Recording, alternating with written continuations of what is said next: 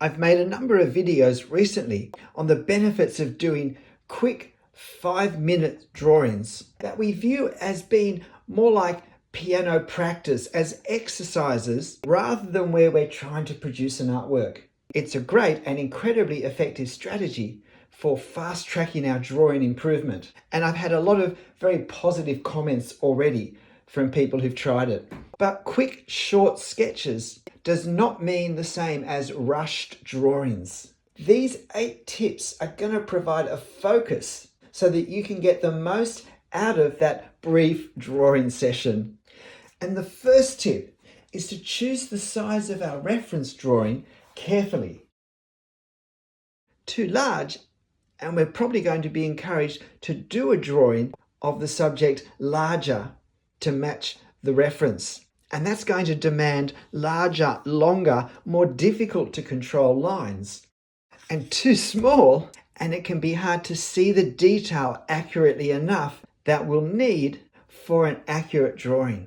So the first important thing, if we want to do a beneficial 5-minute drawing, is to choose a reference where the scale is such that we can draw it approximately the same size and not overcomplicate our challenge by having to scale and make adjustments and possibly have too much information or too little information for the time that we have to capture it. The second point is to be targeted in what we look at in our reference, because we need to see the key things that we need to see to draw accurately as quickly as possible. And I would suggest that trying to observe form, proportion, and perspective are the 3 key areas when time is short. By form, I simply mean the 3-dimensionality of the shapes involved. So here we have a rectangular or possibly a square base that this urn sits on. We have a rounded urn on top that in its main part flares outward in this very pronounced rounded lip. And this center part of the stand flares out and curves around considerably at its base. For proportion, we're getting a sense of, in the overall height of what we're drawing, the urn is larger than the base of the urn, and the whole thing is considerably larger than the squared off base. And so we want to keep these proportions correct. Or we could say, if this is the height, this is about halfway. So we want our halfway point in our drawing to be there. And then we have perspective. And we might be used to thinking about perspective more when we're drawing buildings at an angle. But everything, every single object has a perspective. It's simply the way it looks from a particular viewing point. So if we look at the perspective angles in this subject, we can see that down below here, the angles go upwards slightly. But up here, they go downwards. And we can see that if we were to run a line through each side of this circular shape, it would go this way. So going up, going down, eye level is somewhere in between. It's probably going to be somewhere about here, which is about the eye level, I remember, which means above here, these lines angle upwards as they get higher. And as we come down from eye level, they should be angling the other way. And that's a detail that I missed when I drew this. I was content to simply make these lower lines horizontal. It is far more important that we spend time on form, proportion, and perspective than we worry about drawing details or even do shading or hatching. My third point is to choose a starting point that gives us the best chance of drawing the forms and proportions and perspective. Don't just start at the top and work down, or at the bottom and work up. What's going to be the section that we can draw most easily, most accurately, and we can use then as a reference for the rest of the object as we draw it.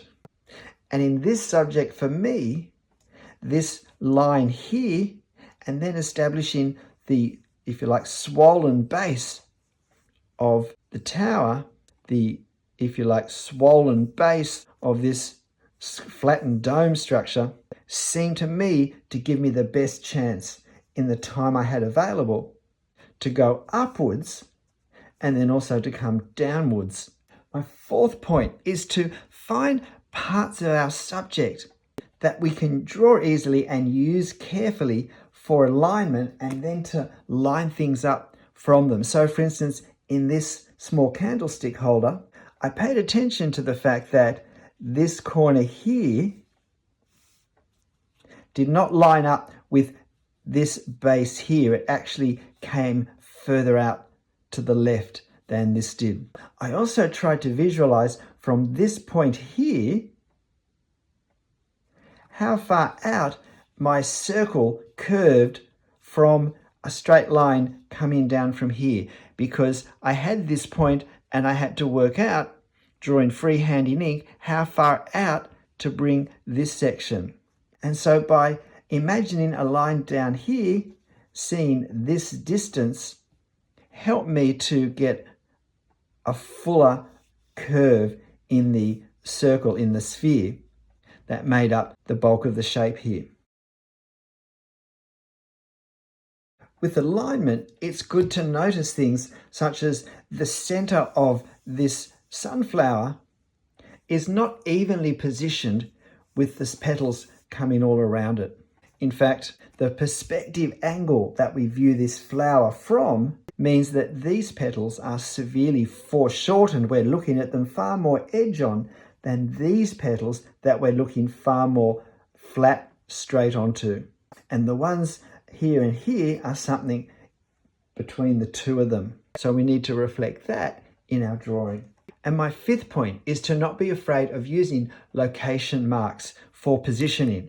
And if you saw the video of me drawing this flower, you'll notice that I started with defining this dark central area, but then I did a circle of ellipses moving around it, positioned so that there was much more space here than here. And you can see some of these dots here. Then when I came to put the petals on, it was a reminder to not let them get too long here compared with over here. And at the end, no one is going to notice those spots. When I was drawing this from memory, I put a spot here where I wanted this line to come around to. And that helped me position this curve more accurately.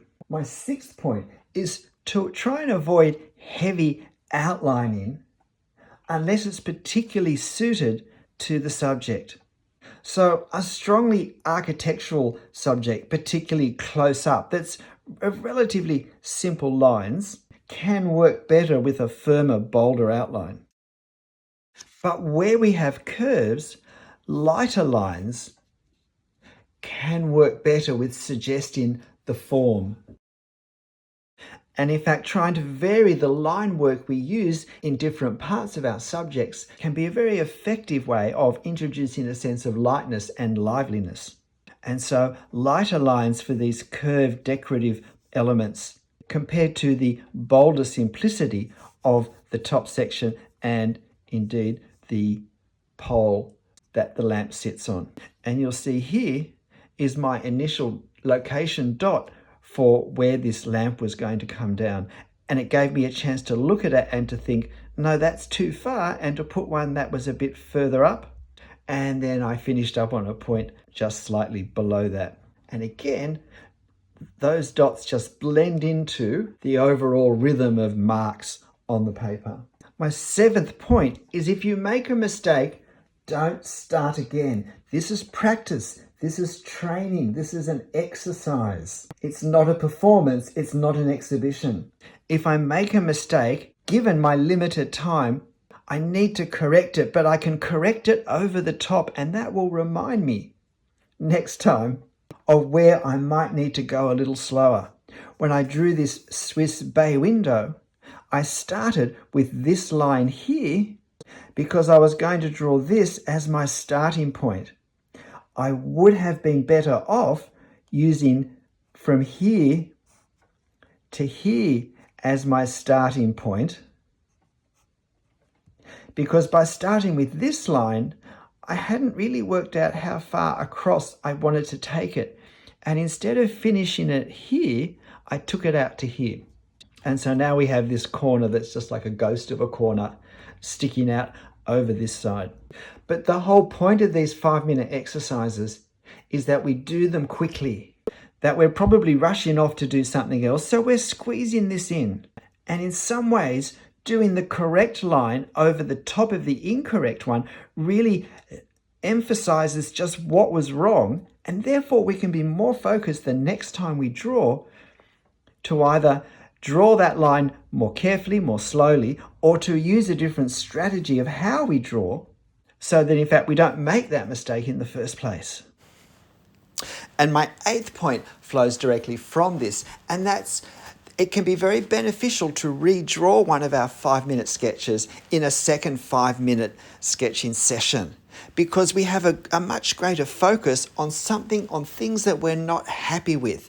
And this drawing that we've looked at earlier was one where I was very unhappy with the proportions of that squashed dome, and so I was actually wanting to have a chance to do it again. So to demonstrate this point, let me draw it again, but I will speed it up to a minute rather than the 5 minutes it actually takes me in real time. But I assure you, I did my best with this one you're looking at now, and I do my best in the one that I'm about to draw.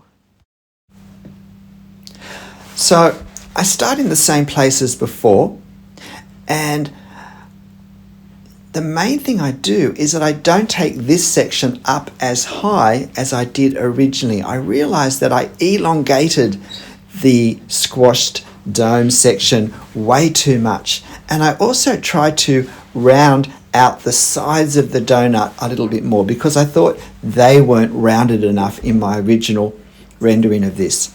And then I probably in this version now make that circle a little too large. I feel like the very top part of this dome now is a bit too top heavy, or the top part of the tower is a bit top heavy.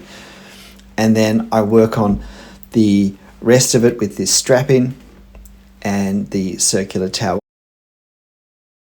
All of that was pretty straightforward for me. So if we compare this now to my earlier drawing, my first 5-minute take of this, we can see quite a change to the proportions. And if we compare it to the original, I think we can see that this latest 5-minute drawing is considerably more accurate than the first one in a number of ways. Because having already had this attempt, it let me focus so much more intently what I've now observed more carefully with my line work, with my alignment, with my proportions, and so forth. There is nothing wrong with repeating something we've done under the same circumstances to push ourselves a bit harder with a bit more intention for a better result. G'day, I'm Stephen Travers. I really do hope you give these 5-minute exercises a go. They really are beneficial. When I drew this one, it really was the best effort I could do as a first take in 5 minutes on this reference. But I'm much more pleased with how more accurately I've observed and managed to draw my second take. I've created a playlist of my videos of these 5-minute drawing exercises where I highlight some of the issues for the particular reference as you watch me draw it in real time, and then I supply you with the references if you want to have a go yourself. But look, whatever you draw, however you draw it, make sure you have fun. I'll see you next time. Bye.